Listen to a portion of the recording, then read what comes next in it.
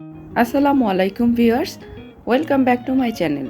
আজকের পর্বটি সাজিয়েছি খুবই মজাদার একটি রেসিপি। সেটা হলো ঘরে থাকা আটা অথবা ময়দা দিয়ে আপনারা 2-3টি উপকরণ দিয়ে কিভাবে এভাবে ফুলকো সুন্দর নান রুটি তৈরি করতে পারবেন তার রেসিপি।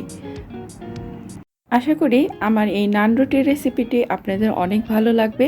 তো চলুন কথা না বাড়িয়ে শুরু করি। দেখে নিই কীভাবে তৈরি করতে হবে এই নান রুটিটি।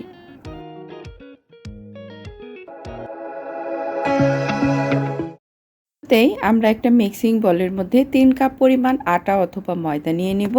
নেওয়ার পরে এখানে দিয়ে দিব 1 টেবিল চামচ পরিমাণ চিনি এবং সাথে আমি অ্যাড করে দেব 2 টেবিল চামচ তেল। এখানে আপনি বাটার অথবা ঘিও ব্যবহার করতে পারেন।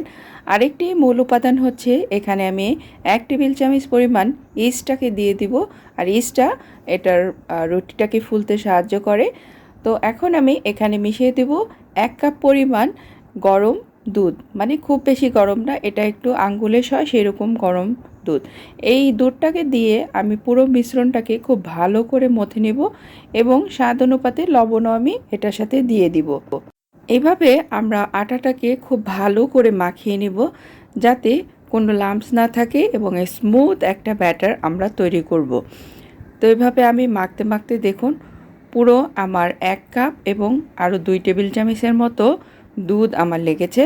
তা আমি এটাকে ভালো করে এখন এটাকে কভার করে রাখবো 30 মিনিটের জন্য। আর ফিরে আসছি 30 মিনিট পর। এই যে দেখুন এটার সাইজে কিন্তু ডাবল হয়ে গেছে।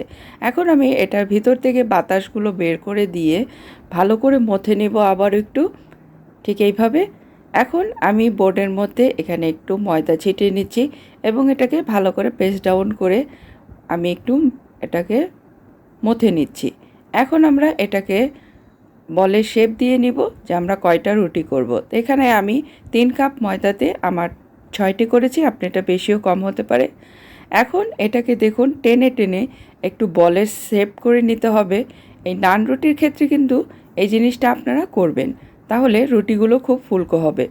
তো আমি এখন এটাকে ভালো করে বেলে নিচ্ছি ঠিক এইভাবে। আর চেষ্টা করবেন এখানে খুব বেশি ময়দা ইউজ না করার জন্য। তো আমি এখানে বেলে নিলাম সুন্দর করে।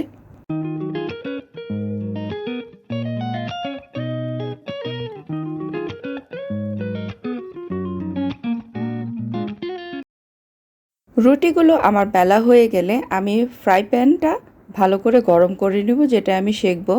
তো আমি রুটিটাকে দিয়ে প্রথম 30 সেকেন্ড আমরা অপেক্ষা করব নিচের লেয়ারটা হওয়ার জন্য। তারপরে আমরা এটাকে ফ্লিপ করে দেব আরেকটা সাইডে। আর এই সময়ে কিন্তু চুলোর আঁচটা একদম মিডিয়াম লোতে রাখবেন। খুব জোরে জাল দিলে উপরে কালার চলে আসবে কিন্তু ভিতরে হবে না। ঠিক এইভাবে আমি সবকটা রুটি এভাবে আমি ভেজে নেব এই নান রুটিগুলো। এই যে দেখুন কত সুন্দর এটা কিন্তু ফুলে উঠছে। ঠিক এরকমই হবে আপনাদের কনসিস্টেন্সি। তারপরে আমি এইভাবে একে একে সবকটা রুটিই কিন্তু ভেজে নিব। এই যে দেখুন এই ফুলকো ফুলকো নান রুটি কিন্তু আপনারা যে কোনো ধরনের ভুনা মাংস, ডাল ভাজি যে কোনো দিয়েই আপনারা খেতে পারেন সকালের নাস্তায় অথবা বিকালে। তো আশা করি আমার আজকের রেসিপিটি আপনাদের অনেক উপকারে আসবে এবং অনেক ভালো লেগেছে। যদি ভালো লাগে অবশ্যই আমার চ্যানেলটিকে সাবস্ক্রাইব করে রাখবেন এবং পাশে থাকা বেল আইকনটি চেপে দিবেন। আর অবশ্যই একটি লাইক দিতে ভুলবেন না।